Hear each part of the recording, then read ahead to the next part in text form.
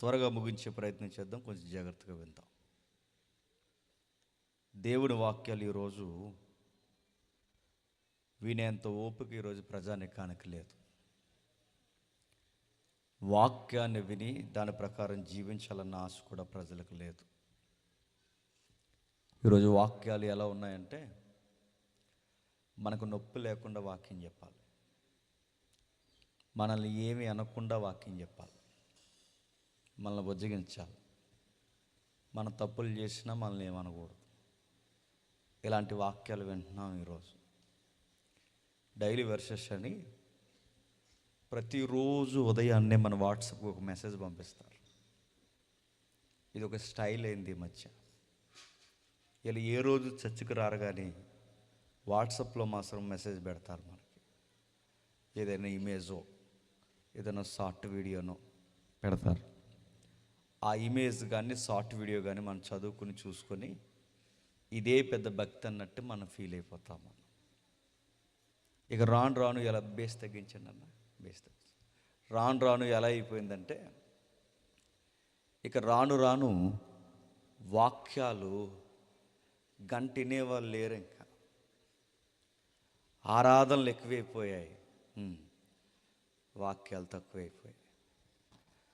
25 నిమిషాల కన్నా వాక్యాలు చెప్పే సంఘాలు లేవు ఇప్పుడు. గంట వాక్యం చెబితే కూర్చునే భక్తులు కూడా లేరు ఇప్పుడు. అంత షార్ట్ అయిపోవాలన్నమాట.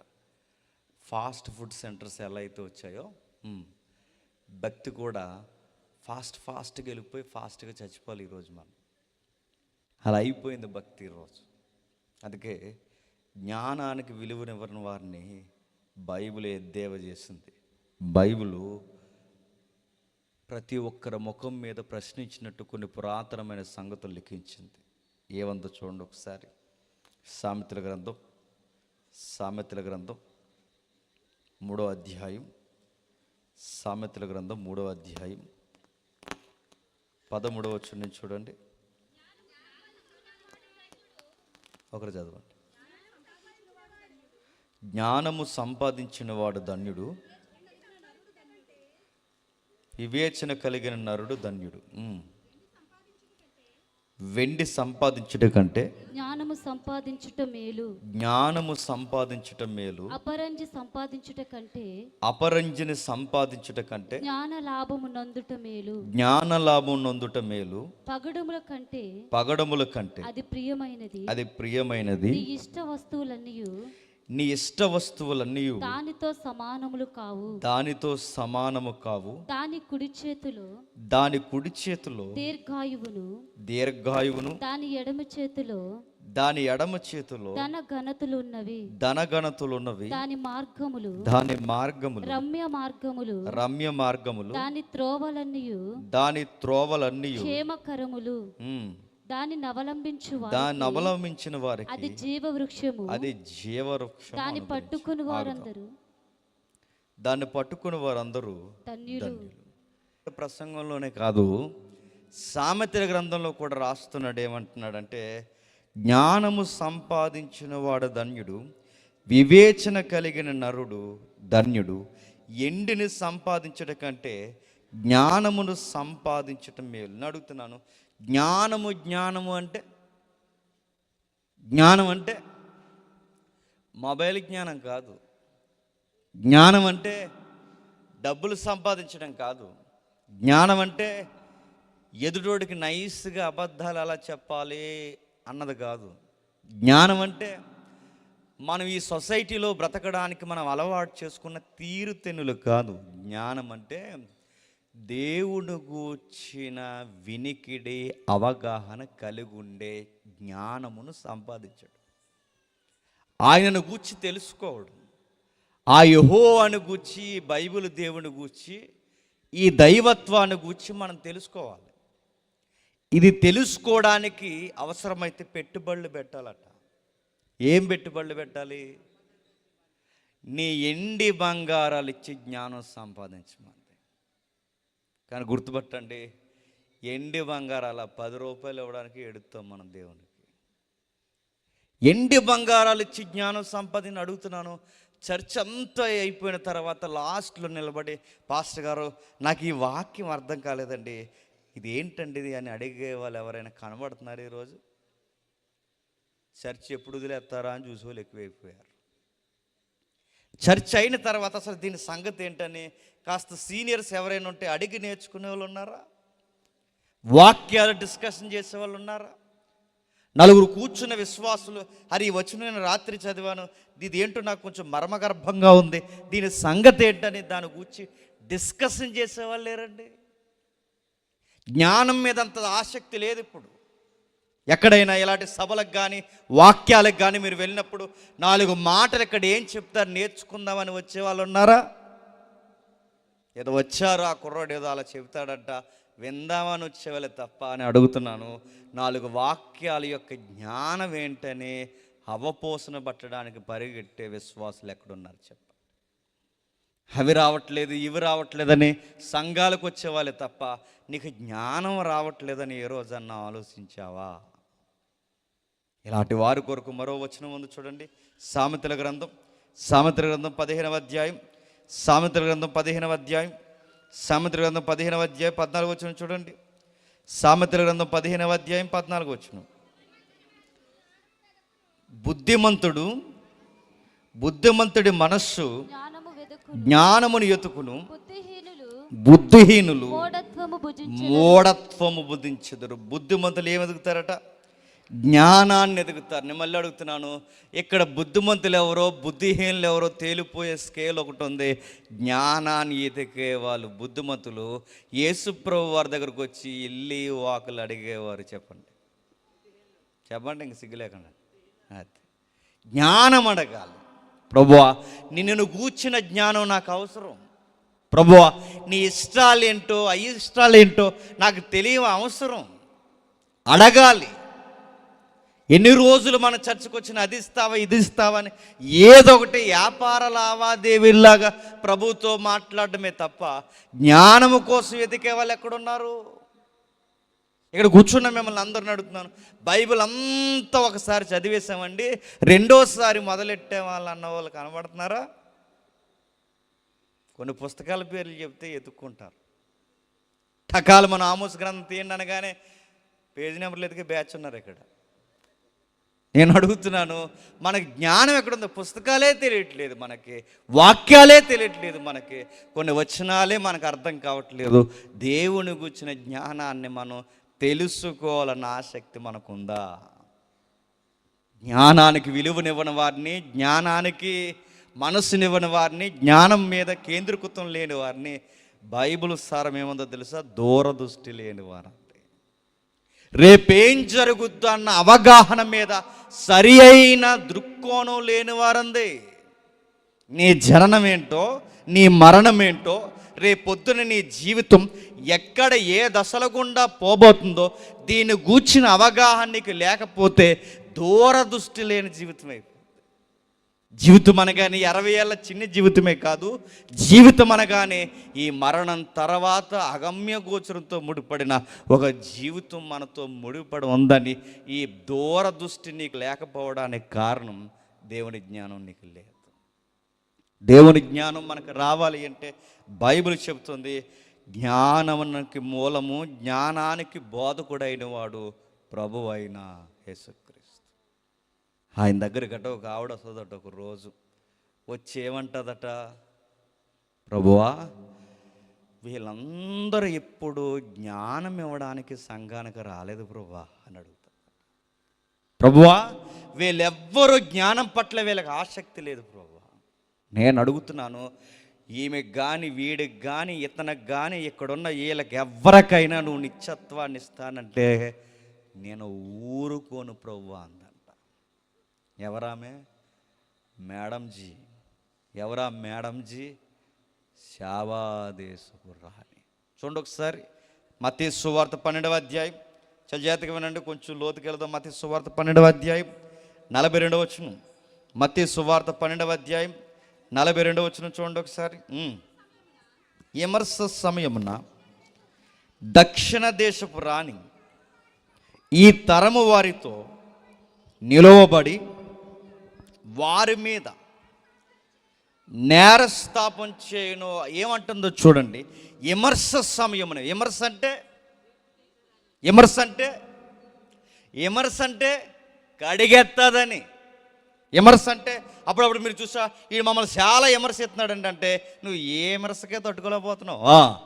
ఆ రోజు విమర్శిస్తుందట, ఈడు తిండి దండగా విమర్శ, ఈడు 60 ఏళ్ళు ఈడు ఆయుష్ దండగా విమర్శ, ఈమె 52 వారాలు చర్చకు వచ్చింది విమర్శ, ప్రతిదీ వేసుకునే బట్ట, పీల్చే గాలి, తినే తిండి, ప్రతీది పాయింట్అవుట్ చేస్తుందట, విమర్శ చేస్తుందట.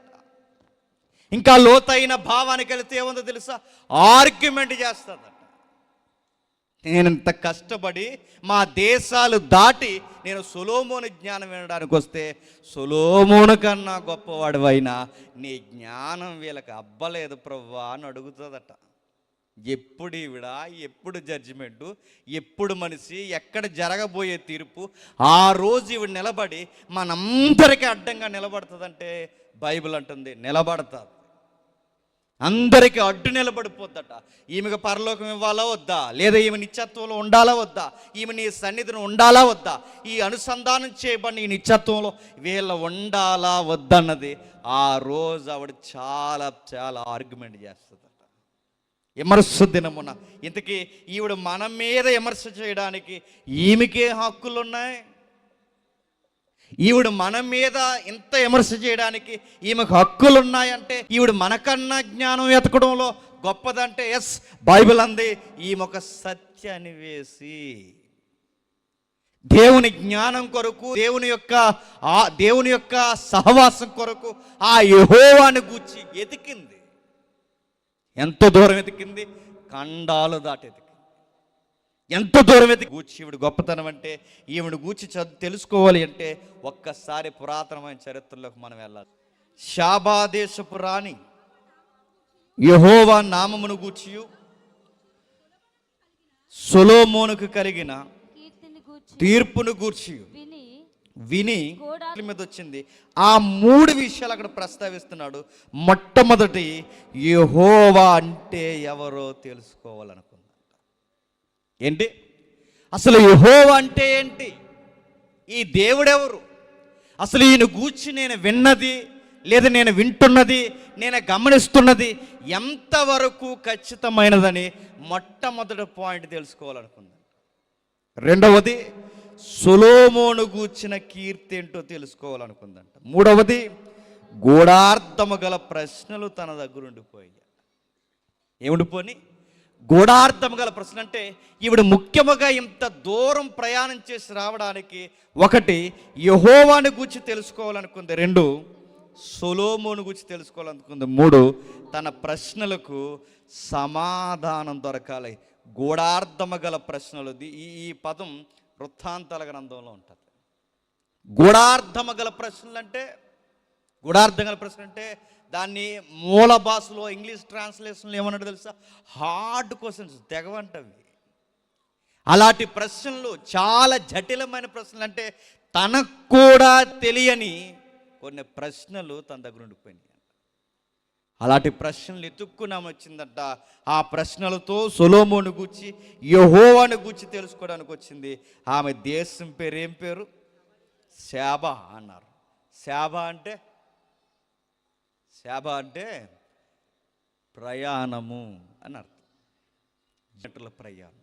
మళ్ళీ ప్రశ్న, ఇన్ని 100 కిలోమీటర్ల దేనికమ్మా అంటే, అక్కడెక్కడో యెహోవాను గూర్చి చెబుతారట, 4 మొక్కలు ఎందామని వస్తుందట. ఇంత ప్రయాణం, ఈ 100 కిలోమీటర్ల ప్రయాణం యెహోవాను గూర్చా. అసలు ఆమె దేశం పేరే ప్రయాణము. ఈమె మీద చాలా తలతెక్కల పరిశోధనలు జరిగాయి. చాలామంది ఏమన్నారంటే, విమర్శ సమయమున అందరి మీద తీర్పు తీర్చడానికి నిలబడుతుందన్న ఈవిడ ఏరియా ఎక్కడదని చాలామంది పురావస్తు శాస్త్రవేత్తలు, చరిత్రకారులు పరిశోధనలోకి దిగారు. నిజంగా ఈవిడ ఉందా, లేకపోతే క్రియేట్ చేసేసారా? నిజంగా ఉందా, లేకపోతే ఏదైనా క్రియేట్ చేయబడిన క్యారెక్టరా? అసలు ఈవిడ ఎక్కడుందని ఈమె మీద పరిశోధనలు ప్రారంభించారు. 2 వర్గాలుగా విడిపోయారు ఆమె మీద పరిశోధన చేసి. ఎన్ని వర్గాలు? రెండు వర్గాలుగా దేనికి విడిపోయారు? ఎందుకంటే జాగ్రఫికల్ ఎవిడెన్స్ ఎతకడం అంటే భౌగోళిక సాక్షి, ఈవిడ ఊరే ఇక్కడే అని ఒకరు, కాదు ఈమె ఊరు చాలా దూరాన్ని ఉందని మరొకరు. కొంతమంది అక్కడన్నారు, కొంతమంది ఇక్కడన్నారు. అక్కడన్న పదాలు ఎందుకు మనం నొక్కి ఆలోచించాలి అంటే ఆమె అంత జర్నీ చేసింది గనకే మన మీద పాయింట్ అవుట్ చేస్తుంది. మనం అనుకుంటాం ఈ ఊరైతే ఏంటి, ఆ ఊరైతే మా ఊర్లో మేము ఉన్నాం అనుకోకండి. ఆ ఊరైతే ఏంటి, ఈ ఊరైతే కాదు. అసలు ఆవిడది ఏ ఊరో పర్టికులర్గా మనకు తెలిస్తే, ఆవిడది ఏ ఊరో ఖచ్చితమైన జాగ్రఫికల్ ఎవిడెన్స్ మనకు తెలిస్తే ఆవిడ ఆ రోజు మనల్ని కడిగి పాడేస్తుందని మనకు అర్థమవుతుంది. నేను అడుగుతున్నాను, ఎన్ని భాగాలుగా విడిపోయి ఉంటారు? 2 భాగాలు. ఒకటి దక్షిణ అరేబియా నుంచి వచ్చిందన్నారు. బైబిల్ చదివే వాళ్ళ కొరకు చెప్తున్నాను, జ్ఞానం అంటే ఆసక్తి కలిగిన వారికి కొంచెం ఇన్ఫర్మేషన్ ఇస్తున్నాను. ఇక ఏ గొడవ లేదు, 10 అయిపోయింది అన్న వాళ్ళకి గొడవ లేదు, ఇంకా ఒక కునుకు లాగండి. వీళ్ళు ఆసక్తి కలిగిన వారికి చెప్తున్నాను. 2 భాగాలు విడిపోయారు. అందులో ఒక భాగం దక్షిణ అరేబియా, 2 ఇథియోపియా. దక్షిణ అరేబియా అంటే తెలియదు మీకు చెప్తాను చూడండి. దక్షిణ అరేబియా అంటే కువైట్, మస్కట్ ఊర్లోనేగా మన ఊళ్ళు వెళ్తారు ఇక్కడి నుంచి. ఆ ఏరియాని దక్షిణ అరేబియా ప్రాంతం అంటారు. దీనికి 4 దిక్కులు ఉంటాయి: తూర్పు, పడమర, ఉత్తరం, దక్షిణం. దేశానికి 4 దిక్కులు ఎలా ఉంటాయో ఈ గల్ఫ్ ఏరియాకి కూడా 4 దిక్కులు ఉంటాయి. దీనికి దక్షిణ దిక్కు నుంచి వచ్చిందంటారు. ఎవరిని? శాబదేశ ప్రాంతం. దక్షిణ దిక్కు నుంచి అరేబియా ప్రాంతం నుంచి వచ్చింది అని ఎలా డిక్లేర్ చేస్తున్నారంటే ఈ ప్రజలు దక్షిణంగానే ఉన్నారు, లేదా శాబ అనే సౌండ్స్ దక్షిణంగానే ఉన్నాయి అని కొన్నిసార్లు వాళ్ళు వచనాలు చూపించడం మొదలెట్టారు. ఆ వచనాలు ఎప్పుడైతే వాళ్ళు చూపించారో వాళ్ళ ఆర్గ్యుమెంట్ నిజమన్నట్టు చాలామంది నిలబడ్డారు.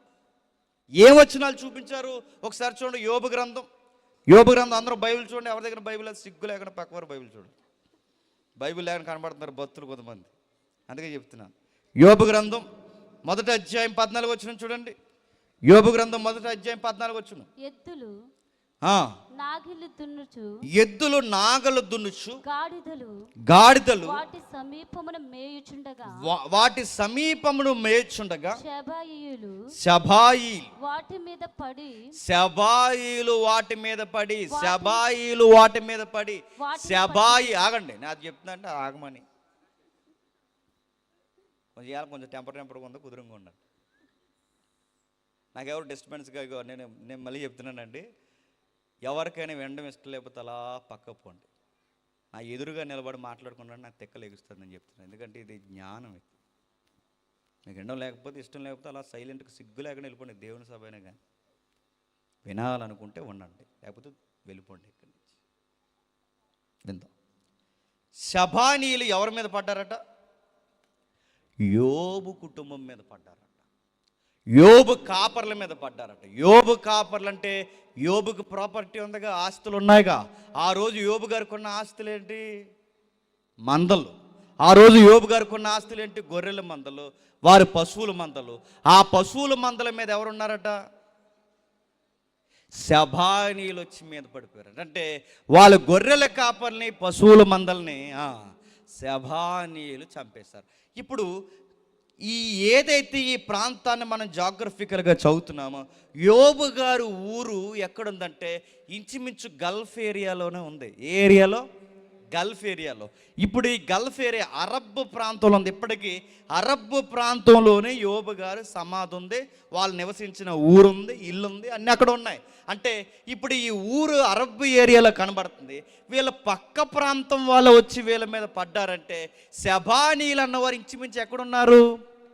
అరబ్ ప్రాంతంలో ఉన్నారు. ఇప్పుడు అరబ్ ప్రాంతంలోనే వీళ్ళ దగ్గరలో ఉంటే ఈవిడ ఎక్కడి నుంచో వచ్చిందని అప్పుడు ఆ రోజు మన మీద నిలబడి నేను ఎంత దూరం ప్రయాణం చేసి నేను వచ్చాను మీరెందుకు దేవుని జ్ఞానం నేర్చుకోవడానికి, మీరు ప్రయాణాలు చేయలేకపోరని అడగడానికి ఏమన్నా అర్హత ఉందంటారు? ఎందుకంటే పక్క ప్రాంతమే పెద్ద దూరం. ఇంకా నా మాటలు అర్థమవుతున్నాయా? అంటే వీళ్ళు ఇచ్చిన ఒక ఎవిడెన్స్ ప్రకారం వీళ్ళు అరబ్ ఏరియా నుంచి వచ్చిందంటే ఈవిడ శాబా దేశపు రాణి అంటే ఎక్కడి నుంచో వచ్చింది అనుకుంటాం, కానీ వీళ్ళు ఇచ్చే ఆన్సర్ ఏం చెప్తున్నారంటే కాదు కాదు, పక్క ప్రాంతం నుంచి వచ్చిందంటే ఆ మాత్రం ప్రయాణానికి మన మీద గొడవక దిగడం సబవా? పాలకొల్లుకి మీకు పెద్ద దూరమేం కాదు. పాలకొల్లు నుంచి ఇక్కడికి సభకు వచ్చి మేమేదో పెద్ద గల్ఫ్ ఏరియా నుంచి వచ్చాన్న ఫీలింగ్ ఇచ్చారు అనుకోండి, ఎలా ఉంటుందండి? మీరు ఇక్కడే టిక్కుమని ఆటో ఎక్కితే టక్కుమని దిగిపోతారు ఇక్కడ, లేదా బండి ఎక్కితే ఇక్కడ దిగిపోతారు. ఈ ప్రయాణానికి కూడా మేము ఇంత కష్టపడి ఈ మందిరానికి వచ్చామంటే అది బాగోదు, సరైన కాజు కాదు, కారణం కాదు. లేదండి, ఈ ఒక్కరోజు సభకి లేదా ఈ ఒక్కరోజు మీటింగ్కి లేదా ఈ ఆదివారం మేము వచ్చేది పొరుగు దేశం నుంచి వస్తున్నాం లేదా దూర ప్రాంతం నుంచి రాష్ట్రాలు దాటి వస్తున్నామంటే అప్పుడు ఆ రాష్ట్రాలు దాటి వచ్చిన అంటాడు మనల్ని ఏమని చెప్తున్నారే, నేను ఎక్కడి నుంచో మందిరానికి వస్తున్నాను, మీరు పక్కీదులు రండానికి అర్హత ఉంది. ఇది మీకు అర్థమైతే ఇప్పుడు యోబు గారి ఊరి దగ్గర ఉన్నది వీళ్ళు ఎవరంటే వీళ్ళు అరబ్బు తెగలలో ఒక వంశం. అరబ్బు తెగలు ఉన్నాయిగా, తెలుసుగా. ఇస్మాయిల్ అని ఒక ఆయన ఉన్నాడుగా, ఎవరో ఆగర్ గారు అబ్బాయి. ఆ ఇస్మాయిల్ అనే అబ్బాయికి కొంతమంది కొడుకులు పుట్టారు, వాళ్ళ తెగలు ఉన్నాయి, వాళ్ళకి వంశాలు ఉంటాయి. ఇశ్రాయేలీకి ఎలాగైతే వంశాలు ఉంటాయో ఈ ఇస్మాయిల్ తెగల్లో ఉన్న వారికి కూడా వంశాలు ఉంటాయి. ఆ వంశాల్లో ఒక పేరు, వంశం పేరు శబానీలు. అంటే శబానీల వంశం వేరు, శాబా దేశం వేరు. ఇప్పుడు మా ఇంటి పేరు పోసపల్లి అండి, మా ఇంటి పేరు పోసపల్లి.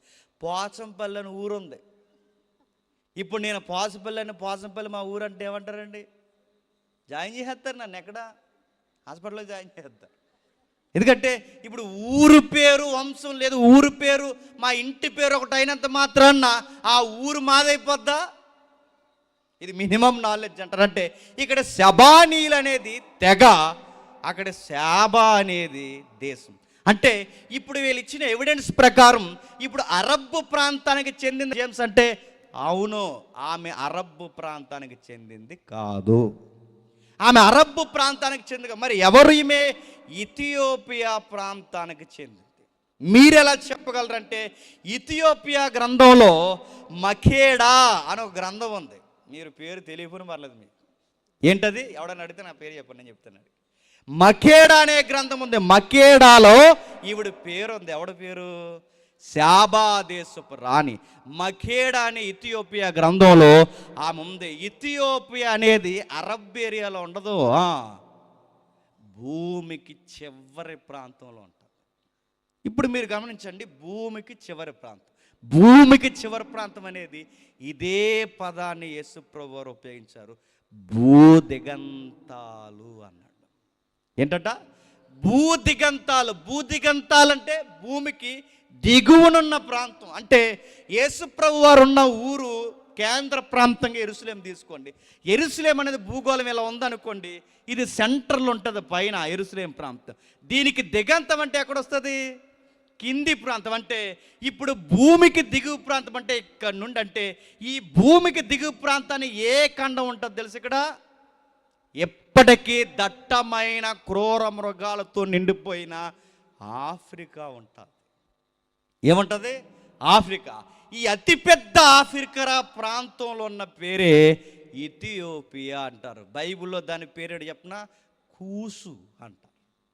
ఏంటది? కూసు. కూసుని ఇప్పుడు ఏమని పిలుస్తారు? ఇథియోపియా. ఇథియోపియా.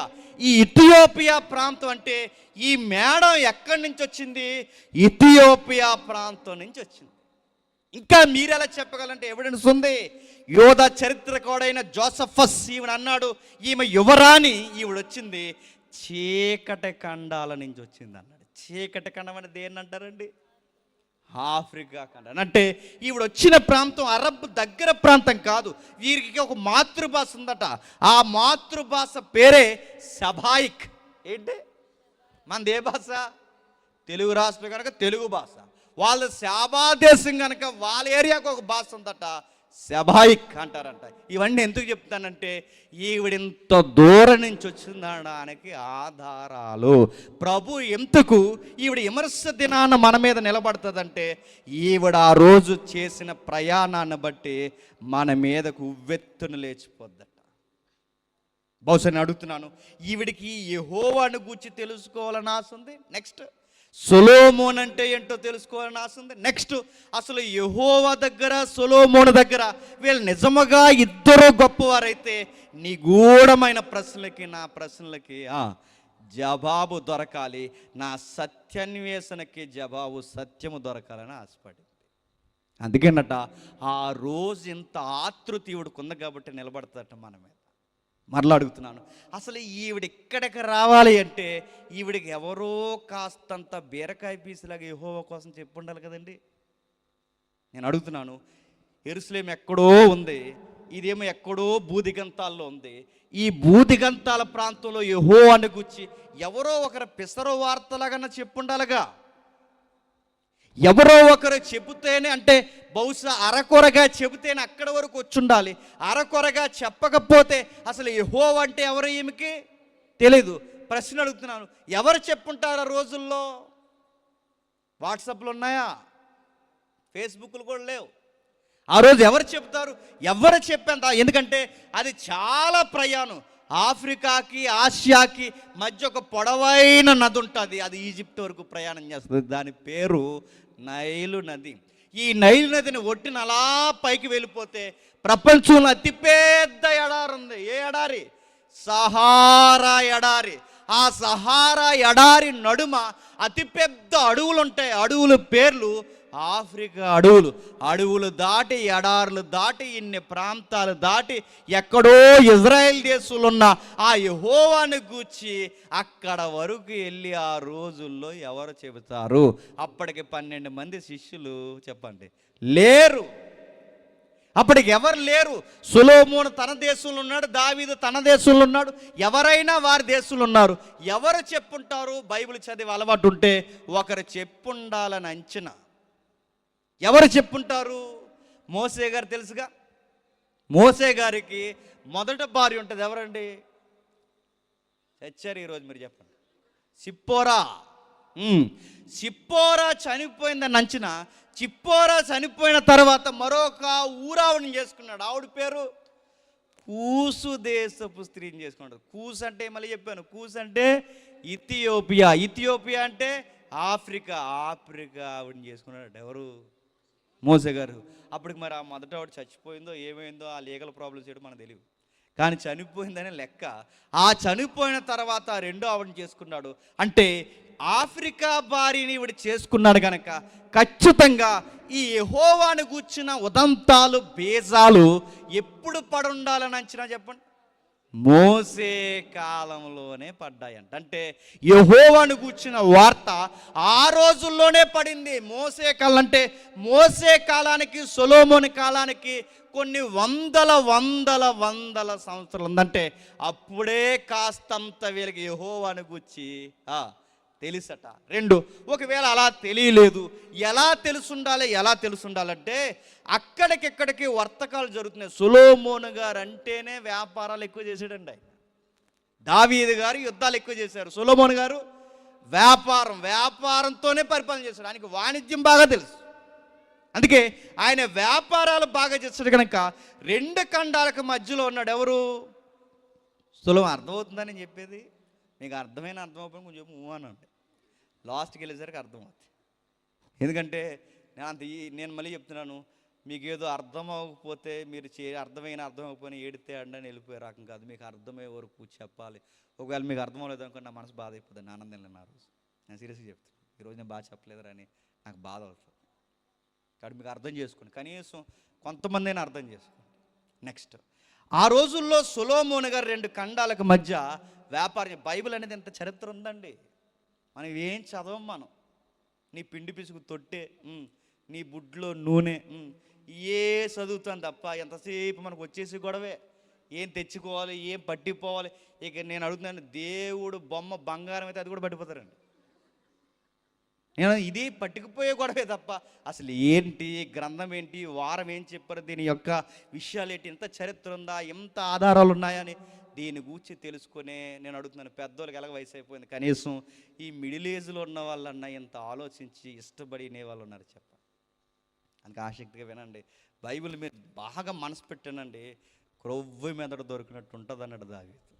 అంత రుచికరంగా ఉంటుంది. ఓకే, 2 ఖండం అది పెద్ద అని చెప్పాడు. మనమే ఉంటాం. ఆఫ్రికాలో ఎవరుంటారు? చాలా, ఇంకా ఆఫ్రికన్స్ అందరూ ఉంటారు. ఇటువైపు ఏమో మనం ఉంటాం, అటువైపు ఏమో కొన్ని తెగలు ఉంటాయి, వాళ్ళ చీకటి ప్రాంతంలో ఉంటారు. ఇటు అటు వర్తకాలు జరగాలి అంటే సెంటర్ పాయింట్ ఒకటి ఉంది. ఆ సెంటర్ పాయింటే యెరూషలేం. ఏంటది? యెరూషలేం. అంటే ఇక్కడి నుంచి, ఈ ఖండం నుంచి ఆఫ్రికాకు పోవాలన్నా, ఆ ఖండం నుంచి ఇటు ఆసియా రావాలన్నా అందరికీ సరి అయిన స్పాట్ ఏంటండి? యెరూషలేం. ఈ యెరూషలేం ప్రాంతంలో వాణిజ్యం ఎక్కువ. ఈ యెరూషలేం ప్రాంతంలో విదేశీయ రాకపోకలు ఎక్కువ. ఎందుకంటే ఈ యెరూషలేం ప్రాంతం అనేది అటు ఆ ఖండానికి పోవాలన్నా, ఇటు ఈ ఖండానికి పోవాలన్నా మధ్యలో ఉండే ప్రాంతం కనుక ఈ ప్రాంతం 2 దేశాల ప్రజలు చూసేవారు. చూసినప్పుడు ఖచ్చితంగా వస్తూ పోతూ చూస్తున్న వాళ్ళు సొలొమోనుతో వ్యాపారం చేస్తారు కనుక ముందు సొలొమోను కట్టించిన మందిరాన్ని చూసేవారు. సొలొమోను ఏ మందిరం కట్టించాడండి? బంగారు దేవాలయం కట్టించేవాడు. ఆ బంగారు దేవాలయాన్ని చూసి దేశాలు చెప్పేవారు. ఎవరు? ఈ వ్యాపారాలు చేసే వాళ్ళు ఉంటారుగా, అటు ఇటు తిరిగే వాళ్ళు. ఈ తిరుగుతున్న వాళ్ళు ఈ మేడం దగ్గర కూడా వెళ్తారు. మేడం గారు ఊర్లో ఎక్కువ ఏం దొరుకుతుందంటే నెంబర్ 1 గోల్డ్ దొరుకుతుంది. ఆ మంచి బంగారం దొరుకుతుంది కనుక మేడం దగ్గరికి బంగారం కొనడానికి వెళ్ళినప్పుడు ఖచ్చితంగా చెవులో ఏమేస్తారు చెప్పండి? సొలొమోను ఒక కింగ్ ఉన్నాడు మేడం, ఆయన కట్టించి ఒక మందిరం ఉంది, ఆయన ప్యాలెస్ ఉంది, మామూలుగా లేదా జ్ఞానం జడ్జిమెంట్లో ఇక అంతా ఇంత కాదని వీళ్ళు ఎంత చెప్పుండి ఉండాలని ఆయన చినేశారు. అంటే ఒకటి, మోసే కాలంలో అయినా యెహోవాను గురించి తెలిసి ఉండాలి, లేదా సొలొమోను కాలంలో అయినా ఈ వ్యాపారవేత్తల ద్వారా అయినా యెహోవా మందిరాన్ని గురించి, సొలొమోను గురించి తెలుసు. మొత్తం మీద ఏదైతేనే సొలొమోను గురించి తెలిసింది, యెహోవాను గురించి తెలిసింది. ఎప్పుడైతే ఈవిడికి తెలిసిందో, తెలిసి ఈవిడ తెలుసుకోవాలని ప్రయాణం చేసిందంటే ఎక్కడి నుండి ఎక్కడికి? తన ఊరు నుంచి, చెప్పండి, తన ఊరు నుంచి యెరూషలేముకు రావాలని ప్రయాణం చేసింది. ఇప్పుడు అడుగుతున్నాను, ఆ ఊరు నుంచి ఈ ఊరికి ఎంత దూరం ఉంటుంది అంటారు? ఒక 500 ఉంటుందా? ఒక 1000? 500 అంటే టికెట్ రేట్ కాదు, చెప్పండి, కిలోమీటర్లు. ఒక 500 కిలోమీటర్లు ఉంటుందా?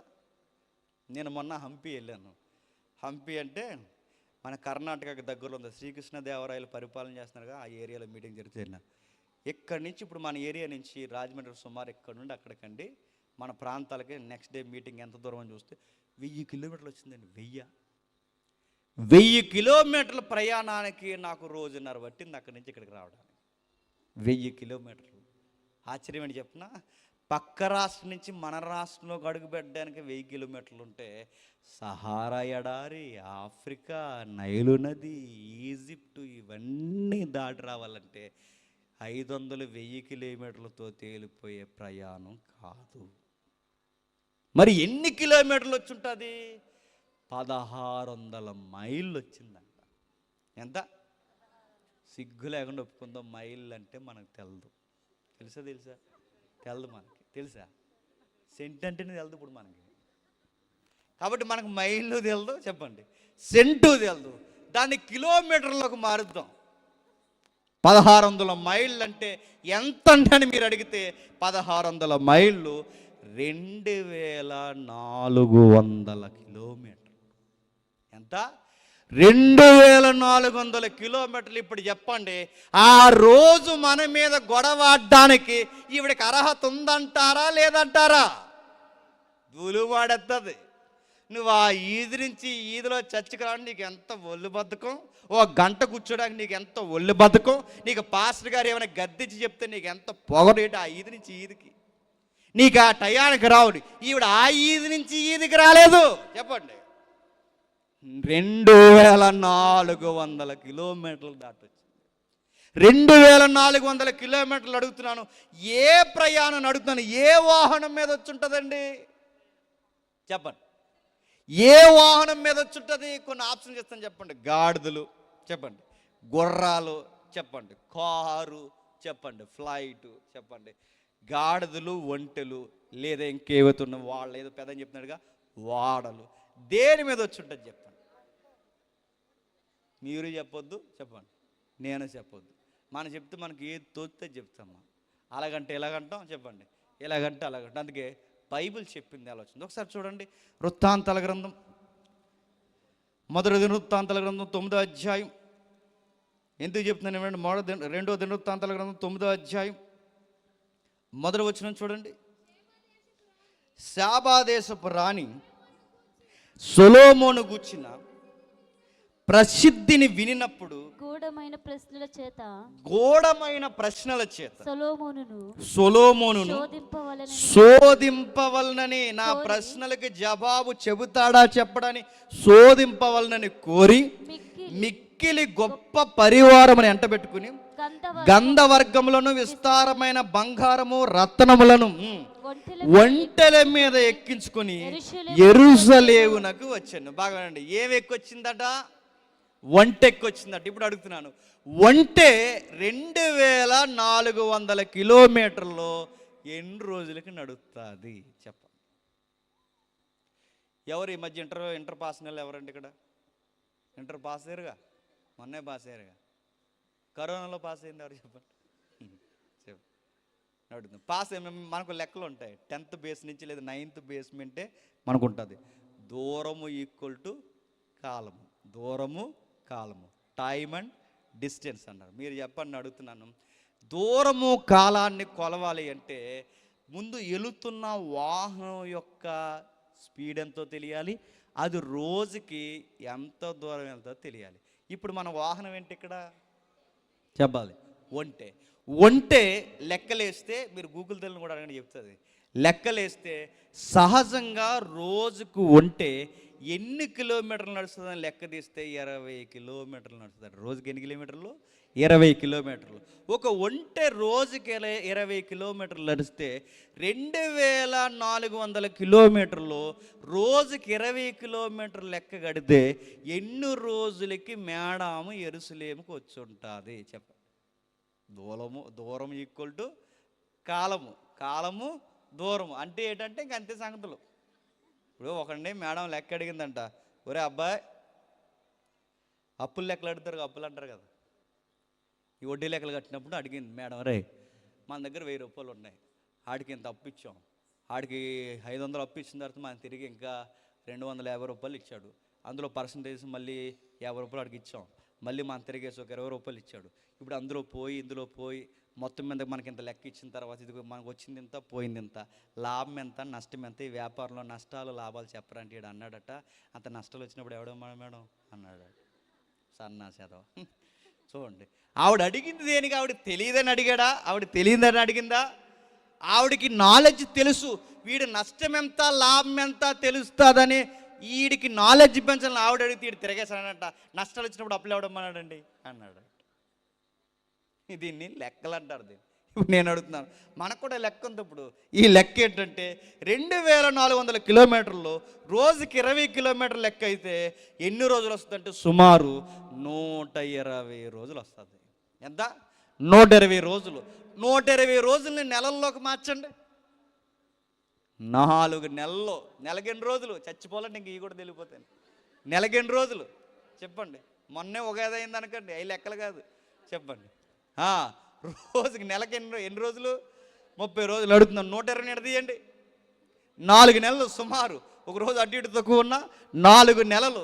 4 నెలలు అంటే ఒక్క యెహోవాని గురించి తెలుసుకోవడానికి, సొలొమోను గురించి తెలుసుకోవడానికి ఎన్ని నెలల ప్రయాణం చేసింది చెప్పండి? 4 నెలలా? ఎన్ని నెలలు? 4 నెలలు.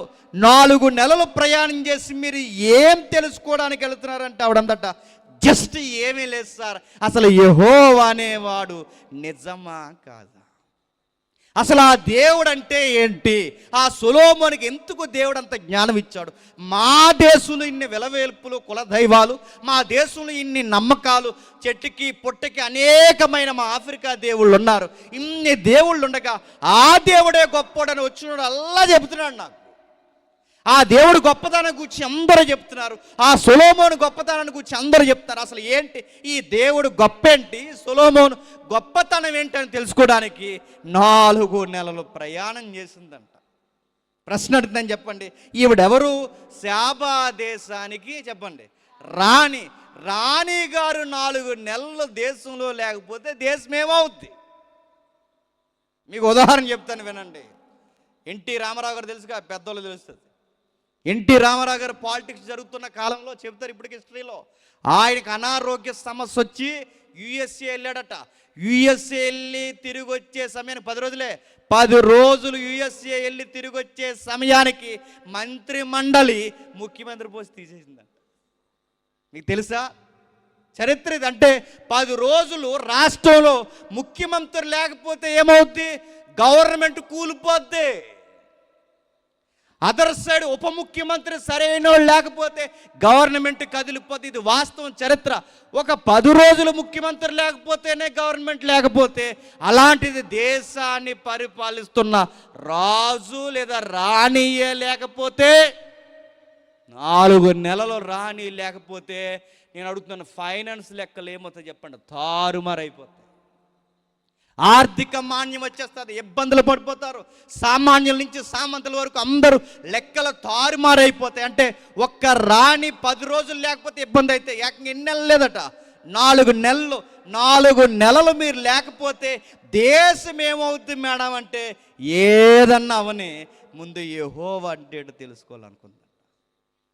ఇప్పుడు చెప్పండి, రాజ్యాన్ని సింహాసనాన్ని పక్కన పెట్టి వచ్చిందంటే, ఈ రాజ్యమే యెహోవా ముందు తక్కువ అనుకుందంటే, ఒక రోజు ఇంత రాజ్యాన్ని వదిలొచ్చిన ఆవిడ మన మీద నిలబడి, నీకు ఏ రాజ్యం ఉందని ఆదివారం చచ్చిమానేహోరా అని అడగదా? చెప్పండి, ఏ రాజ్యం ఉంది నీకు? గాలి రాజ్యం. ఏ రాజ్యం ఉంది అడుగుతున్నాను నేను. ఏ రాజ్యం లేదని అడుగుతున్నాను. నీకు చర్చికి రావాలి అంటే, అమ్మో నీకు ఎన్ని వంకలో. పాటెత్తారా? ఎవరు పాట ఇవ్వకపోతే రామంటే, పాట ఇవ్వకపోతే రారు, ఫ్యాన్ వేయకపోతే రారు, ఫ్యాన్ కింద లేకపోతే రారు. నేను అడుగుతున్నాను, ఇష్టం ఉంటే వస్తారు, కష్టమైతే మానేస్తారు, కాస్త ముద్దెక్కు తినేస్తే రారు. అసలే సండే కక్క ముక్క డొక్క జరిగితే మొత్తానికి రారు. నేను అడుగుతున్నాను, నువ్వు ఏ కారణాల వల్ల దేవుని వాక్యాన్ని వినడానికి రాలేదంటే, ఒక్క ప్రూఫ్, ఎవిడెన్స్, కాజ్ ఒక్కటి చూపించు. ఒళ్ళు బద్ధకంతో రాలేదరు నువ్వు అని అడుగుతుంది. 4 నెలలు నా రాజ్యాన్ని వదిలి, 4 నెలలు నా సింహాసనాన్ని వదిలి, 4 నెలలు నా దేశం దళసర ఆదాయాన్ని వదిలి, నా రాజ్యము, నా సంపాదన, మా పేరు ప్రఖ్యాతులు ఏమైనా పర్లేదు, అసలు ఈ దేవుడు ఏంటో తెలుసుకోవాలని నేను వస్తే, ఈ దేవుడి కొరకు ఉచితంగా ఈ నడి వీధుల్లో, ఈ సంఘాలలో ఇంత కేకలేచి చెప్తుంటే, నీకు ఏమైందిరా, ఒళ్ళు మందం పట్టిందా అని అడుగుద్దా? రోజు గుర్తుపెట్టుకో. గంట కూర్చున్నావరా సభలో, గంట కూర్చున్నావా వాక్యంలో, 70 సార్లు లేచి తిరిగావు నువ్వు అని అడుగుతా. ఎన్ని అడుగుతుంది ఏంటంటే, అదే విమర్శ అంటే. మరి టాయిలెట్కి వెళ్ళినా, నువ్వు టాయిలెట్కి ఏం చెప్పేసేవారని కూడా అడుగుతుంది. గుర్తుపెట్టుకో, అన్నీ అడుగుతుంది విమర్శ. ప్రతిదీ విమర్శ. కూర్చున్నా, ఆ కూర్చున్నప్పుడు వినేవాడిని పక్కోను కూడా నువ్వు గేలికావు. ప్రతిదీ అడుగుద్ది. ప్రతి ఆర్గ్యుమెంట్ ఆ రోజు సీన్లోకి వస్తుంది. ఇక్కడ ఏం జరుగుతుందో, చర్చిలోకి వచ్చి ఏం చేస్తున్నావు అన్నీ అడుగుద్ది. 4 నెలలు నా దేశాన్ని వదిలేస్తాను. నువ్వు రాజువా? పంచాయతీ నెంబర్ కూడా కాదు నువ్వు ప్రెసిడెంట్ కూడా కాదు, నువ్వు ఏది కాదు. నేను అడుగుతున్నాను, నీకేమున్నాయి? ఏ అధికారాలు లేవు. నువ్వు వెళ్ళకపోతే గవర్నమెంట్ ఆగిపోద్దన్న ఉద్యోగాలు లేవు. ఫ్లైట్ తోలే ఉద్యోగమా? లేకపోతే బాంబు స్క్వాడా? నువ్వు అడుగుతున్నాను, నువ్వు లేకపోతే గవర్నమెంట్ ఆగిపోద్దన్న ఒక్క పని చూపించు. లేదైనా నువ్వు దేవుని గురించి ఎందుకు తెలుసుకోలేదని ఆ రోజు అడుగుద్దట. గుర్తుపెట్టుకో. బిజీగా ఉన్నానండి కుదరలేదంటే, నాకన్నా బిజీగా ఉన్నామని అడుగుద్దట ఆ రోజు. గుర్తుపెట్టుకో. అడుగుతుంది. 4 నెలలు ప్రయాణం చేసి వచ్చింది. వచ్చిన ఆమె తన రాజకీయ రంగులన్నీ పక్కన పడేసింది. వస్తూ ఏం తెచ్చిందట? మంచి బంగారం తెచ్చిందట. స్టార్టింగ్లో వచ్చిన చదువుకున్నాం, దేనికమ్మా బంగారం అంటే, ఆ యెహోవా జ్ఞానం కొనుక్కుంటానందంట. సందా ఎప్పుడైనా బంగారం ఏవా ఏమని అడగట్లేదు, కానీ మామూలుగా చెప్తున్నాను నేను. ఇవాళ మెసేజ్ బాగుందండి, ఇదిగో ఈ ఉంగరం తీసుకోండి. నాకు వద్దండి, మామూలుగా చెప్తున్నాను. ఈ మెసేజ్ నాకు ఇలాంటి డీప్ స్టడీస్ నాకు కావాలండి, నాకు చెప్పండి అని ఎప్పుడన్నా అడుగుతున్నాను. గోల్డ్ మనం ఇస్తామా? ఒకవేళ ఇచ్చిన తర్వాత మళ్ళీ అడుగుతున్నాను, మనం ఏదో ఒక రోజు మేము ఇచ్చామని చెప్పకుండా ఉంటామా? మేము రింగ్ ఇచ్చాం తెలుసా, జేమ్స్కి రింగ్ ఇచ్చాం అని చెప్తాను. రింగ్ ఇచ్చాను. ఒక ఆయన కొంచెం రింగ్ ఇచ్చేసాడు ఒక రోజు శ్రీకాంత్ బ్రదర్కి. కొంచెం అది బంగారం అనుకున్నాం మేము. బంగారం అడుగుతున్నాను, బంగారంతో జ్ఞానం నేర్చుకునే వాళ్ళు ఎవరు ఉన్నారండి? ఒకవేళ మీరు బంగారం ఇచ్చిన ఇక్కడ ఇచ్చుకునే వాళ్ళు ఎవరు లేరు. కానీ ఎప్పుడో ఒక రోజు నేను మా మెసేజ్ చెప్తున్నాను, కన్వర్టెడ్ క్రిస్టియన్ సిస్టర్ ఆవిడ నల్లపూసలు ఉంటుంది కదండి, ఇంత ఉంటుందండి, ఇంత బంగారం చాలా వెయిట్ ఉంటుంది. ఆ నల్లపూసల బంగారం అలా తెచ్చి అలా ఇచ్చేసి వెళ్ళిపోయిందండి. ఆ సందా సంచులు వేసి బ్రదర్కి చెప్పండి. నా ఒళ్ళంతా అదోలాగా అయిపోయింది. అమ్మా, మేము ఉచితంగా ఇస్తాం, మేము ఉచితంగా తీసుకున్నాం దేవుని జ్ఞానాన్ని, మళ్ళీ నీకు ఇచ్చేసిన కాంటాక్ట్ అయితే అన్న ఎంత బతిమాలడం, మీరు ఇచ్చారంటే నేను ఎక్కడ దిగుని పాడేస్తాను. నువ్వు తీసుకమ్మా, మాకు వద్దని చెప్పాను. ఈరోజు చెప్తున్నానండి, దాన్ని అమ్మొచ్చు, ఏదైనా చేయొచ్చు. ఒకవేళ ఈ లైవ్ చూస్తే కనుక ఆ సహోదరి ఎప్పటికీ అది నా దగ్గర ఉందండి, దేనికి ఖర్చు పెట్టలేదు. ఆవిడ ఎప్పుడు దొరికితే ఏదోలాగా ఒప్పించి ఇచ్చేయాలి ఆవిడకి.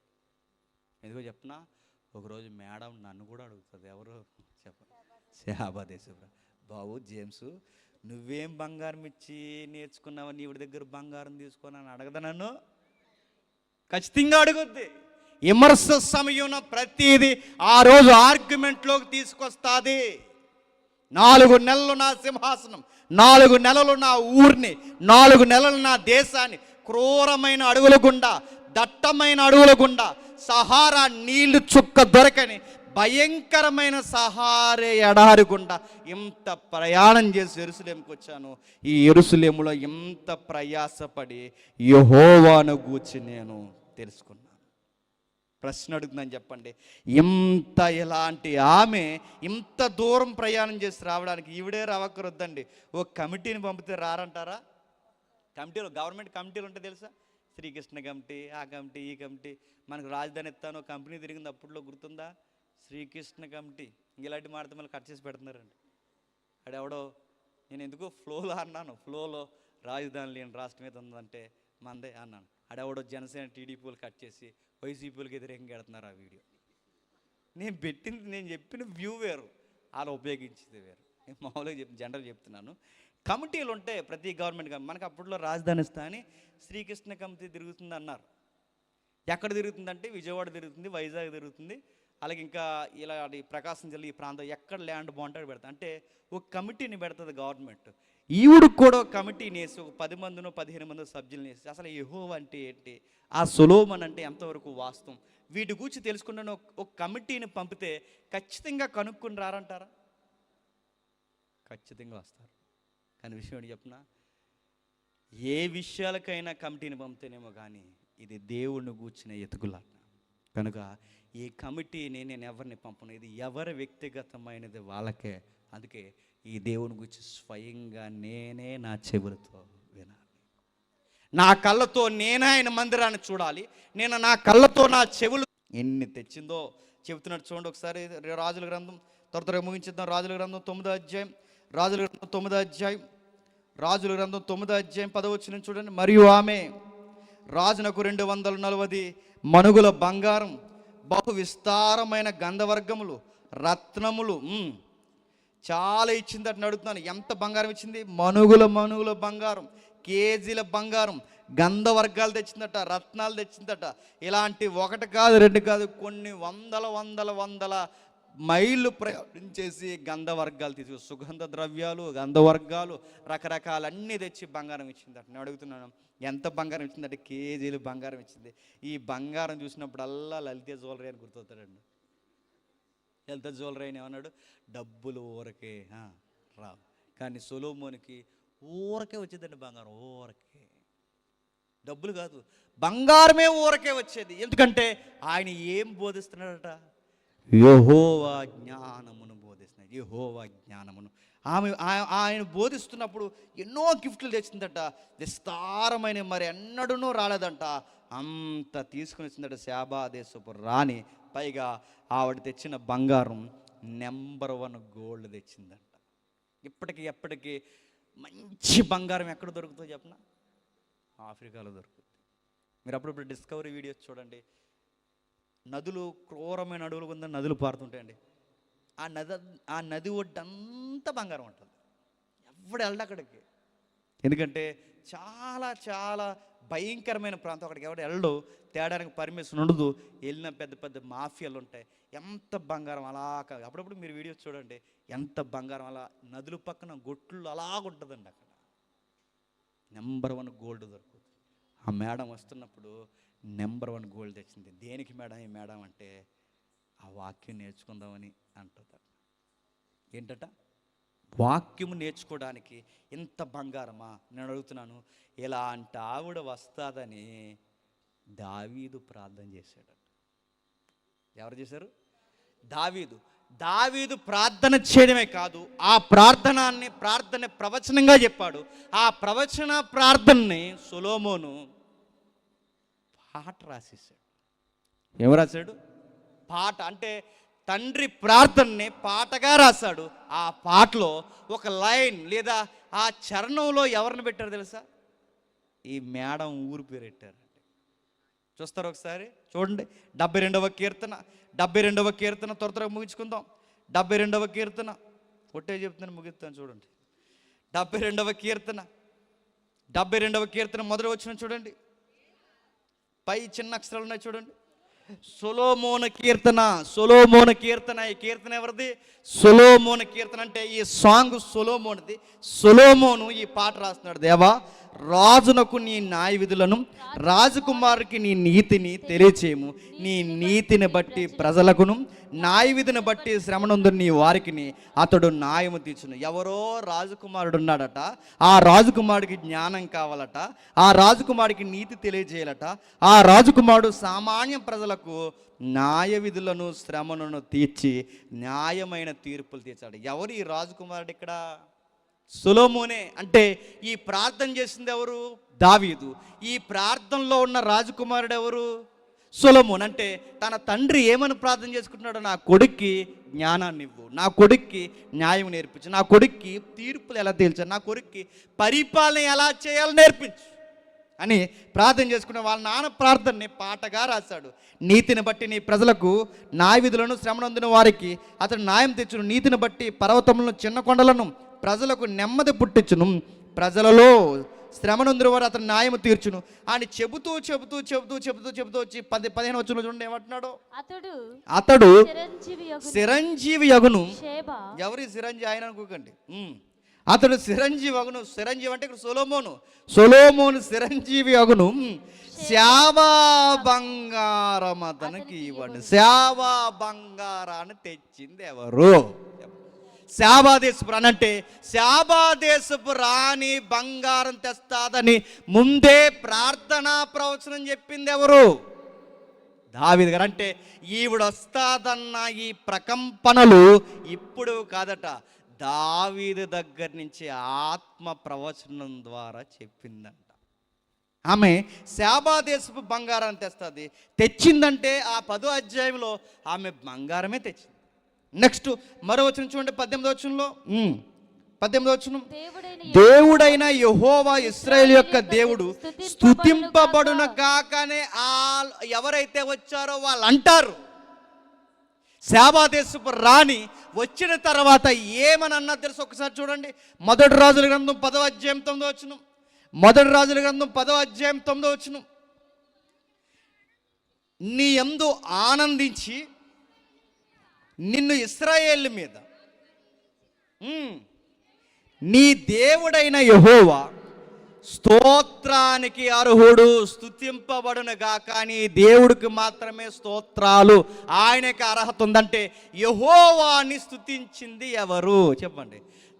దక్షిణ దేశపు నుంచి, దూర ప్రాంతం నుంచి వచ్చిన ఆ శాబాదేశపు రాణి బంగారం తెస్తాది అన్నాడు దావీదు, తెచ్చింది. నెక్స్ట్ యెహోవాని స్తుతిస్తాడు అన్నాడు, స్తుతించింది.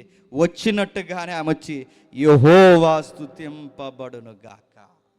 ఇదంతా ప్రార్థన చేసింది ఎవరంటే 19వ వచనంలో, ఆయన మహిమ గల నామం నిత్యము స్తుతింపబడును గాక, సర్వభూమి ఆయన మహిమతో నిండియుండును గాక. Amen, amen, amen. యెషయా కుమారుడకు దావీదు ప్రార్థనలు ముగిసినంటే ఈ ప్రార్థన ఎవరిది? దావీదుది. ఈ పాట ఎవరిది? సొలొమోనుది. ఈ ప్రార్థనలో లైన్స్ అన్నీ ఎవరివి? దావీదు గారివి. ఈ ప్రార్థనా లైన్స్ని పాటగా మార్చింది ఎవరు? సొలొమోన్. ఈ లైన్స్లో ఉన్న శాబా దేశపు మేడంజీ ఎవరు? పేరు తెలుదు, ఆవిడ ఊరి పేరు తెలుసు మనకి. హిస్టరీలో వదలండి, ఆవిడ పేరు బాగుంటుంది. ఎప్పుడన్నా ఆడపిల్ల ఉంటే చెప్పండి, ఫోన్ చేయండి, ఆ పేరు చెప్తాను. ఆ పేరు పెట్టుకోండి, బాగుంటుంది. ఆమె శాబా దేశం నుంచి వచ్చింది. ఆమె వచ్చినప్పుడు ఇదిగో బంగారం తెస్తుందని దావీదు ప్రార్థన చేశాడు. మరో మాట చెప్పిన, దావీదే కాదు సొలొమోను కూడా ఈ మస్తాదన్నట్టు ప్రార్థన చేశాడు. చూడండి ఒకసారి మొదటి రాజుల గ్రంథం 8వ అధ్యాయం, మొదటి రాజుల గ్రంథం 8వ అధ్యాయం ముగించుకుందాం. మొదటి రాజుల గ్రంథం 8వ అధ్యాయం 41 నుండి 43 వచనం వరకు చూడండి.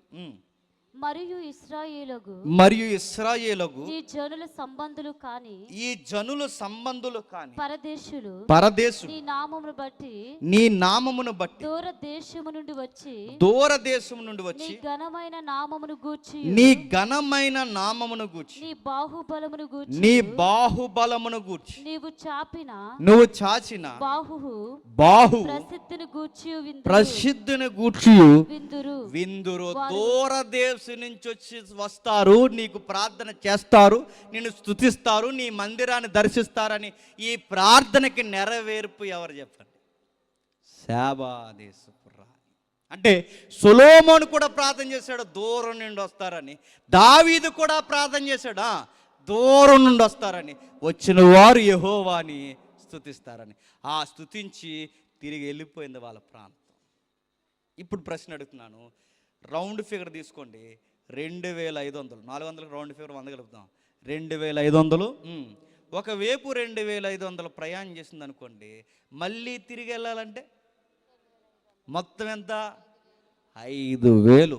5000 కిలోమీటర్లు నువ్వు ఎందుకు యెరూషలేముకి వచ్చావంటే, ఇప్పుడులాగా ఈదికి 70 చర్చిలు లేవు అప్పుడు.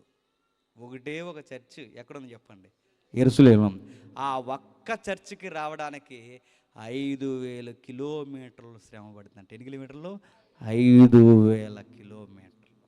5000 కిలోమీటర్లు ప్రయాసపడి తన ప్రశ్నలన్నిటికీ జవాబుని ఎత్తుక్కొని, తాను ప్రశ్నించి తప్పు పట్టాలనుకున్న తనలోనే తప్పు ఉందని తెలుసుకొని వెళుతూ ఒక మాట ఉంది, అయ్యా నేను రాణినైపోయాను, మా దేశం దూరం అయిపోయింది, అసలు నాకు ఎంత ఆశ ఉందో చెప్పనా, అసలు నీకు భోజనం వడ్డించే పనులు ఉన్నారు చూసావా, మీ ఇంట్లో తుడిసే వాళ్ళు ఉన్నారు చూసావా, ఆ ఇంట్లో పని చేసేవాళ్ళు, తుడిచేవాళ్ళు, వంట చేసేవాళ్ళు, నీకు పరిచర్య చేసేవారు ఎవరైతే ఉన్నారో, అలాంటి వ్యక్తుల్లో ఒక వ్యక్తిని నేను అయిపోతే ఎంత బాగున్నాయి అసలు మనంది. అంటే రోజు యెహోవా మాటలు నేను వినేదాన్ని. నా దేశం ఎక్కడో అయిపోయింది, నాకన్నా అదృష్టవంతులు, ఆ పదం వాడకూడదు, నాకన్నా ధన్యులు ఎవరో తెలుసా? నీ దగ్గర పనిచేసేవాళ్ళయ్యా. నాకన్నా ధన్యత కలిగిన వారు నీ దగ్గర పనిచేసేవారు. ఎందుకంటే ప్రతిరోజు నీ మాటలు వింటా, ప్రతిరోజు నీ మాటలు వింటా. ఇప్పుడు ప్రశ్న, ఆ రోజు విమర్శించినప్పుడు ఏమని విమర్శిస్తుందంటే, లౌకికమైన పరిపాలన చేసి దేవుని గూర్చి మాటలు చెప్పేవాడి దగ్గరే నేను ఊడుగుంచేస్తూ ఉండిపోదా, నా సింహాసనం వదిలేసి అనుకున్నాను నేను. కానీ సొలొమోను కన్నా గొప్పోడు దేవుడే సశరీరుగా ఇలలోకి వచ్చాడు. సొలొమోను కన్నా గొప్పవాడు ఇలలో జీవించాడు. ఆ సొలొమోను కన్నా గొప్పవాడైన వాడిని గురించి ప్రతి వారము సంఘములో 52 వారాలు బోధిస్తున్నారు. ఎవరా సొలొమోను కన్నా గొప్పడు? ప్రభు అయిన యేసుక్రీస్తు. నేను సొలొమోను కొరకు ఇంత బంగారాన్ని, 4 నెలల కాలాన్ని, ఇంత ప్రయాస నేను ఇచ్చిస్తే, సొలొమోను కన్నా గొప్పవాడైనా యేసును గూర్చి మీరు ఏం త్యాగం చేశారన్న ఆ రోజట చెప్పండి అడుగుతుందట. అందరు ఏం త్యాగం చేయలేదండి, ఎండాకాలం కదా, ఎండాకాలం అయిపోయి వెళ్దామని మానేసామండి అని చెప్తాం మనం. అది రేకుల చెడ్డ అండి మా చర్చ్, అందుకే మానేసామండి. ఈ 4 వారాలు చెప్పండి ఏసీ చర్చిలకు వెళ్ళిపోయామంటే అన్నీ అడుగుతుంది. అన్నీ అడుగుతుంది ఆవిడ, ప్రతీది అడుగుతుంది. అరే సొలొమోను దగ్గర పని చేసుకుంటూ ఉండిపోదాం అనుకున్నాను రా. అసలు అలాంటి వాక్కులు నా టైంలో నా దగ్గర వినిపిస్తే నా సింహాసనం వదిలేసి ఉండిపోతుంది నేను అన్నది. ఆ రోజు అడుగుతుంది, నిలబడుతుంది. ఎందుకంటే సొలొమోను కన్నా గొప్పోడు మన మధ్య ఉన్నాడు. ఎవరు సొలొమోను కన్నా గొప్పోడు? ప్రభు అయిన యేసుక్రీస్తు ఎంత గొప్పవాడంటే సొలొమోను భోజనం బల్లట డయాస్ ఎంత ఉందండి? ఈ డయాస్ ఎంత ఉందో అంత పొడవు భోజనం బల్ల మధ్యాహ్నం భోజనానికి. మధ్యాహ్నం ఆయన భోజనం చేయడానికి బల్ల ఎంత ఉంటుందట. ఇవన్నీ కూరలే, ఎన్ని రకాలు ఉండాలో అన్ని కూరలు, ఆ మిడిల్ ఆసియా ఐటమ్స్, ఈ డిష్ ఉంటుందిగా, ఎన్ని రకాలు ఎన్ని ఉండాలో అన్నీ వండి పెట్టేవారట. మరి ఆయన తిని కూడా అలాగ గెలుపు లేకుండా తెలియదు, కానీ ఎంత భోజనం, ఎంత లగ్జరీ భోజనం తినేవాడట. కానీ సొలొమోను కన్నా గొప్పవాడిన ప్రభువు అయిన యేసుక్రీస్తు వారు తన తండ్రి చిత్తము నెరవేర్చడానికి ఆకల దప్పులతో భూమి మెత్తిరిగా. ఈయన పరిపాలనలో ఈయన రోజుకి రకరకాలు తిన్నాడు. ఈయన తిండి లేని వారికి చెప్పండి తిండి పెట్టాడు. పేద ప్రజలు తింటుంటే ఈయన తిన్నానన్న తృప్తిలో ఉండిపోయాడు. ఈయన సొలొమోను కన్నా గొప్పవాడు. సొలొమోనుకి దేశంలో ఏ దిక్కుకి వెళ్ళినా ఎక్కడికి వెళ్ళినా రకరకాల రెస్ట్ తీసుకునే ప్యాలెస్లు ఉన్నాయి, కానీ మనుష్య కుమారుడికి తల వాల్చడానికి చోట్లు. ఈ సొలొమోను భూమి మీద పరిపాలనలో బంగారు సింహాసనం మీద కూర్చుని పరిపాలించాడు. సొలొమోను కన్నా గొప్పవాడైన ఈ దేవుడు బంగారు రోడ్లను, బంగారు సింహాసనాన్ని వదిలి ఈ మట్టి రోడ్ల మీద మన కొరకు బతకడానికి భూమి మీదకి వచ్చాడు. ఈయన సొలొమోను కన్నా గొప్పవాడు. ఇంకా సొలొమోను 1000 మందిని పెళ్లి చేసుకున్నాడు. ఎందుకంటే ఆ రోజుల్లో రాజులు కాదు గొప్ప. కానీ ఈ క్రొత్త నిబంధన సొలొమోను చూడండి, ప్రతి స్త్రీని అమ్మా అని పిలిచాడు. వ్యభిచారిని కూడా తల్లితో సమానంగా గౌరవించాడు. తల్లులను లేవనెత్తాడు, తండ్రులను లేవనెత్తాడు, ప్రతి పేద ప్రజను గౌరవించాడు. ఈయన సొలొమోను కన్నా గొప్పవాడు. ఈ సొలొమోను కొరకు నేను అన్నీ వదిలేసుకుంటే సొలొమోను కన్నా గొప్పవాడైన ప్రభు కొరకు మీరు వారం వారం మీ టైం అయినా కేటాయిస్తున్నారు అని అడుగుతాడు. ఈరోజు మెసేజ్లు ఎలా ఉండాలి చెప్పనా? ఇలా రావాలి, వెంటనే మనకి చెప్పండి అలాగ అయిపోవాలి. షార్ట్ వీడియోస్ వచ్చేయండి. ఈ మధ్య షార్ట్లు అవి చూస్తున్నారు దరిద్రవేటో. ఫుల్ లింక్ ఇస్తాం అవి చూడరు. షార్ట్లు టక్ టక్ మని వచ్చాలి, టక్ మన్ రీల్స్, టక్ మని రావాలి, టక్ మని వెళ్ళిపోవాలి. ఈరోజు మెసేజ్లు కూడా మనకి ఎలా చెప్పినా టయానికి అయిపోవాలి. టయానికి అవ్వకపోతే పాస్టర్ గారు భోజనం చేసేసరిలో ఉంది అనుకుంటాం. మనకి ఎన్నో అనుమానాలను అడుగుతున్నారు. 1 గంట వాక్యం వెళ్ళినాం, 1 గంట కుదిరి కూర్చున్నాం. నీ కొరకు ఊరకే రా, నీకు పరలోకం తెరిసింది రా, నీకు గేట్లు తెరిచి ఇచ్చారని ఆ రోజు నీకు ఆహ్వానం వినబడుతుంది అనుకుంటున్నావా? అడ్డంగా నిలబడుతుందట. ఎవడిటు, ఎవరీమె, ఈమె ఎక్కడికి వెళ్ళింది, ఎక్కడుంది అన్నీ అడుగుతుందట. ఇతగాడు ఎక్కడ ప్రతీది నిలదీస్తుందట.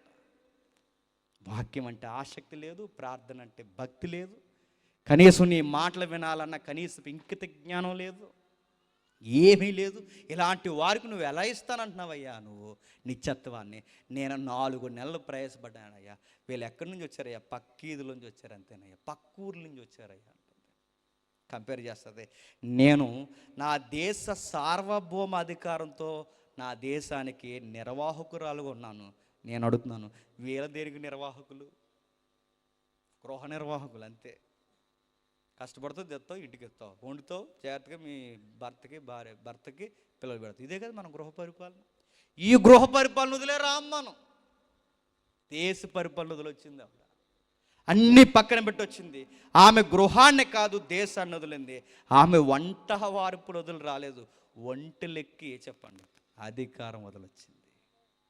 ఇంకా కిందికి చెప్తున్నాడు, ఆమె 4 నెలలు ప్రయాణం చేసింది. ప్రతి వారం అంటదట, ఒక్క రోజుకే నేను ఇంత ప్రయాసపడితే 52 వారాలు మీకు చెప్తున్నారు, ఏ రోజైనా మీరు వచ్చారయ్యా అని అడుగుతుందట. బాధాకరమైన విషయం ఏంటి చెప్పిన? ఈవిని చూస్తుంటే ఆడవాళ్ళందరూ జాగ్రత్తగా వినాలండి. ఎందుకు చెప్పిన? బంగారం ఇచ్చే జ్ఞానం కొనుక్కుందంట. బంగారం షాపుకి వెళ్ళండి, అన్ని ఆభరణాలు ఎవరుకుంటాయండి చెప్పండి. ఒక్కడిని అడుగుతున్నాను, అన్నీ 1, 2 ఉంటాయండి మొగోళ్ళకి. అంతే, ఉంగరం, చైను, మండగొలుసు, అంతే, ఇంకేమి లేవు. ఇది ఈ 3 మాకు, ఈ 3. కానీ ఎన్ని ఆడవాళ్ళకి ఎన్ని ఉంటాయండి, ఎన్ని ఐటమ్స్, ఎక్కడ పెట్టుకునే ఎన్ని ఉన్నాయి, ఎన్ని రకాలు. సగం జ్యువెలరీ షాపులు అన్నీ ఏల మోడల్స్ ఉన్నాయి. మేడం అంటదట, లలిత జ్యువెలరీ షాప్కి వెళ్ళావు లేదో నాకు తెలియదు, కానీ నువ్వు టైంకి చర్చికి వెళ్ళావా అని అడుగుతుంది. ఎవరిని? మేడంని అందరిని అడుగుతుంది. గుర్తుపెట్టుకోండి, మిమ్మల్ని అందరిని అడుగుతారు. ఆవిడ అంటది, నా బంగారాన్ని తెచ్చి నేను దిగదుడుపుగా ఇచ్చేసాను, నువ్వు బంగారం కొరకు నువ్వు దేవుణ్ణి పట్టించుకోకుండా తిరుగుతున్నావా అని అడుగుతుంది. బంగారం కన్నా విలువైన వాడు ఈ ప్రభు అయిన యేసుక్రీస్తు వారు. ఆయన ఏ రోజన్నా నీ బుర్రకెక్కడా అని అడుగుతుందంట. సొలొమోను లౌకికమైన తీర్పులు తీర్చాడు. ఈ ప్రభు ఒకరోజు సిలువ వేయబడిన క్రీస్తు నీకు నాకు తీర్పు తెచ్చిపోతున్నాడు. మనందరి మీద తీర్పు తీర్చిపోతున్నాడు. సొలొమోను తీర్పులు భూ సంబంధమైన పెద్ద ప్రాబ్లం ఏముండదు, కానీ ప్రభు అయిన యేసుక్రీస్తు వారి తీర్పులు భూలోక పరలోకానికి సంబంధించినవి. ఆ రోజు ఆయన తీర్పు తీరుస్తాడు. ఆ తీర్పులో ఆయన జడ్జిగా అక్కడ కూర్చుంటాడట. ఆయన జడ్జిగా పైన కూర్చుంటే కింద లాయర్లాగా వాదించేసేది ఎవరంట చెప్పండి. అడ్డంగా అడుగుతున్నాను, ఆవిడతో వాదించే మనకు లాయర్లు ఉంటారు అనుకోకండి. ఆ రోజు ఏదో లాయర్ని పెట్టి వాదించేద్దాం పని అయిపోద్ది అనుకోకండి, ఏం అవదు. ఆవిడతో వాదించేది. ఎందుకంటే ఆవిడ ప్రశ్నలు దేశంలోనే ఎవడు చెప్పలేకపోయాడు, ఒకే ఒక్కడ చెప్పాడు. ఎవరు చెప్పండి? సొలొమోను. నడుతున్నాను. ఇప్పుడు ఈ సొలొమోను కన్నా గొప్పడికి సపోర్టుగా వాదిస్తుంది ఎవరు? ఆ ప్రభు అయిన యేసుక్రీస్తు వారికి సపోర్టుగా. ఇప్పుడు ఆ జడ్జి ఈవిడ ఒక్కటై వాదిస్తే తప్పించుకుంటామంటారా చెప్పండి? ఖచ్చితంగా దొరికేస్తాం. చర్చికి ఎన్ని గంటలకు వచ్చాం, ఎన్ని గంటలకు పోతున్నాం, ఏమి విన్నాం, ఏమి వినలేదు, బైబిల్ ఎన్నిసార్లు చదివాం, ఎన్నిసార్లు ప్రార్థన చేస్తుంది, ఇవన్నీ లెక్కలేస్తాం. ఆ రోజు విమర్శ సమయం నిలబడి అడుగుతుందట, వీళ్ళు వచ్చి ఏం చేశారని అడుగుతుందట. ఇక ముగించేస్తున్నాను. ఆ చీకటి ఖండంలో ఆవిడ వెళ్ళిపోతూ ఆ వెలుగు నాలా ఇచ్చి వెళ్ళిపోయిందండి. ఆ వెలుగు మళ్ళీ ఎవరు పట్టుకున్నారో తెలుసా? క్రొత్త నిబంధనకు వచ్చేసరికి ఒక నపుంసకుడు యెరూషలేము ప్రయాణం చేస్తూ వస్తాడు. నపుంసకుడు తెలుసు కదండి, కందాకే కింద ఆర్థిక మంత్రి అయిన నపుంసకుడు ఒకడు యెరూషలేమును ఆరాధించుటకు వచ్చెను అన్నట్టు. తెలుసు కదా, 8వ అధ్యాయంలో ఉంటుందిగా. అంటే ఇప్పుడు కందాకే కింద ఆర్థిక అంటే ఇప్పుడు సొలొమోను కాలానికి క్రొత్త నిబంధన కాలానికి చాలా వేల సంవత్సరాలు, వందల సంవత్సరాలు నడిచిపోయింది. ఇప్పుడు ఈ 100 సంవత్సరాలు నడిచిపోయినప్పుడు మళ్ళీ ఆర్థిక మంత్రి వస్తున్నాడు. ఎక్కడికి? యెరూషలేముకి. అంతకుముందు ఎవరు వచ్చారు? ఇప్పుడు ఆవిడ వచ్చిన ఆ శాపదేశపు రాణి ఆ ఊరు వెళ్ళిపోయి ఊరకే ఉండిపోలేదు. బహుశా ఈ యెహోవాను గూర్చి ఎంతో కొంత వదిలి వెళ్ళిపోయింది. ఆ వెళ్ళిపోయిన భావజాలం మళ్ళీ తన తర్వాత తరాలకు అబ్బింది కనుకే తర్వాత మళ్ళీ ఎవరు వచ్చారు? ఆర్థిక మంత్రి వచ్చాడు. ఆర్థిక మంత్రి అంటే ఎవడండి? ఆర్థిక మంత్రి అంటే తెలుసా? ఉల్లిపాయకి ఎంత అమ్మాలి, పచ్చిమిరకాయలు ఎంత అమ్మాలి, చొక్కా రేట్ ఎంత అమ్మాలి, ప్రతి దాన్ని దేశంలో ట్యాక్స్ నిర్ణయించేది ఎవరు అనుకుంటున్నారు? ఆర్థిక మంత్రి. అంటే దేశం యొక్క దళసరి ఆదాయాన్ని నిర్ణయించేది ఆర్థిక మంత్రి. ఆ ఆర్థిక మంత్రి కూడా 2400 కిలోమీటర్లు ప్రయాణం చేసి యెరూషలేముకి వచ్చాడట. అని అడుగుతున్నాను. ఆ రోజు వీళ్ళందరూ ఒక పక్క నిలబడతారండి చెప్పండి. ఆ ఈది నుంచి ఈదికి వచ్చిన వాళ్ళు మనం అందరం ఒక పక్క నిలబడతాం.